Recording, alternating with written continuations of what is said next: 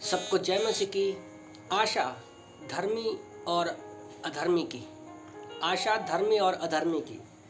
प्रभु का वचन कहता है, नीति वचन अध्याय 11 वचन 7 में, कि जब दुष्ट मरता है तब उसकी आशा टूट जाती है और अधर्मी की आशा व्यर्थ हो जाती है।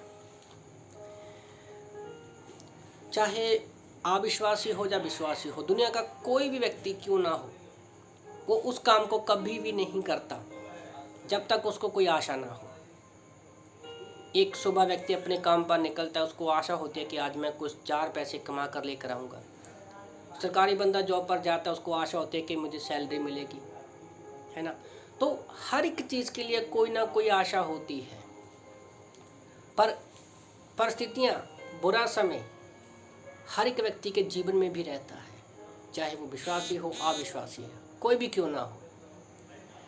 एक बार एक सुसाइड स्पॉट पर सुसाइड लोग यहाँ पर करते, वहाँ पर 2 व्यक्ति गए, एक धर्मी था एक अधर्मी था।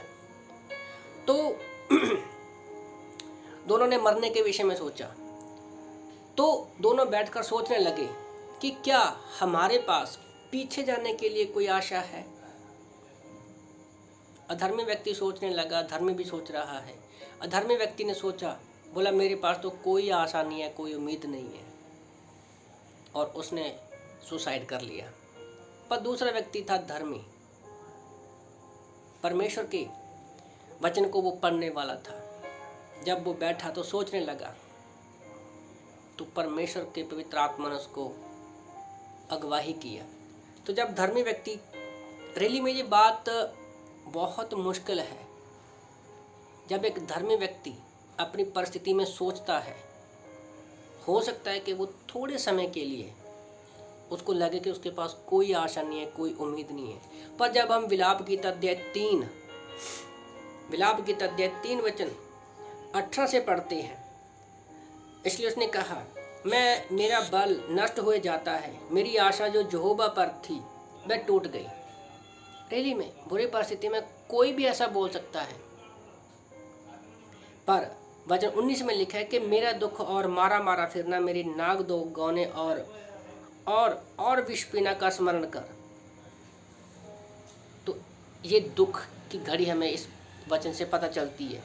मैं उन्हीं पर सोचता रहता हूँ, इससे मेरा प्राण ढला जाता है, परंतु मैं स्मरण करता हूँ। देखो, एक धर्मी जब स्मरण करता है, अगर आपने बाइबल पढ़ा है, प्रार्थना किया है, वचन में समय बिताया है, पवित्र आत्मा आपके अंदर है, तो वो आपको याद दिलाएगा जब आप सोचने बैठते हो, स्मरण करते हो परमेश्वर को। मैं उन्हीं पर सोचता रहता हूँ, इससे मेरा प्राण ढला जाता है, परंतु मैं स्मरण करता हूँ, इसीलिए मुझे आशा है। तो पवित्र आत्मा जो हमारे अंदर है, हम कितनी भी परिस्थिति में क्यों ना हो, हमारे पास कोई होप उम्मीद ना हो, पर परमेश्वर हमारे अंदर एक आशा जगाता है पवित्र आत्मा के द्वारा, वचन के द्वारा। वो कहता है वचन 22 में, हम मिट नहीं गए, यहोवा की ये महाकरुणा का फल है, क्योंकि उसकी दया अमर है, प्रति भोर वह नई होती रहती है और सच्चाई महान है। रियली में हमारे पास आशा की जो किरण है, धर्मी के पास एक आशा है, वो है ये वचन, ये बाइबल का वचन। तो आप किसी भी प्रॉब्लम में क्यों ना हो सकता है आज आपको किसी प्रकार की कोई आशा दिखाई ना दे रही हो, तो विलाप गीत अध्याय 3 वचन 19 से 22-23 के अनुसार, विलाप गीत अध्याय 3 19 से लेकर 23 तक जैसे हमने पढ़ा, तो आप सोचो, स्मरण करो, तब आपको परमेश्वर की सच्चाई दिखाएगी। क्योंकि सबसे बड़ी आपके पास आशा ये है कि आप जीवित हो। तो इसलिए आप लोगों को उत्साहित करना चाहता हूँ कि हमारे पास आज जीने की सबसे बड़ी आशा क्या है एक विश्वासी के पास, क्योंकि यीशु मसीह दोबारा धरती पर आने वाली है हमें लेने के लिए। तो इन वचनों से प्रभु आपको आशीष दे। आमीन।